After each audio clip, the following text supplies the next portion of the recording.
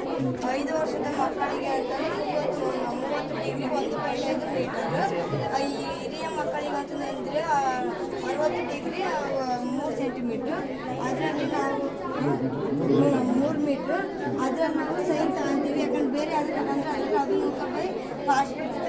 ನಾವು ಕಂಡುಹಿಡಿಬೇಕು. ಅದರಲ್ಲಿ ಸೈನ್ 30 ತಗೊಂಡ್ರೆ ಇದಕ್ಕೆ ABC ಅಂತ ಹೆಸರು ಕೊಟ್ಟಾಕಿ. ಇದರ ಸೈನ್ 30 ಅಂತಂದ್ರೆ 1/2 ಬರ್ತೈತೆ.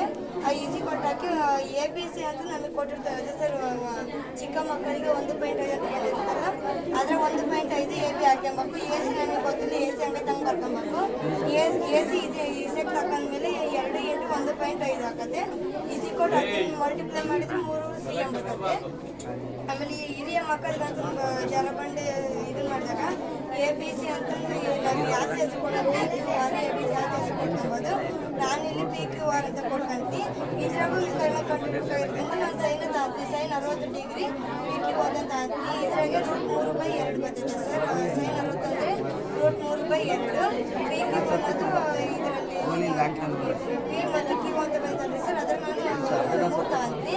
3/PQ ಅನ್ನೋದು ನಮಗೆ ಗೊತ್ತಿಲ್ಲ, PQ ಬರ್ಕೊಂತೀನಿ. ಆದರೆ ಈ ಕಡೆ ಕೊಟ್ಟಾಕಿ 3 × 2 ಬರ್ಕೊಂತೀನಿ ಸರ್. ಇಲ್ಲಿ 2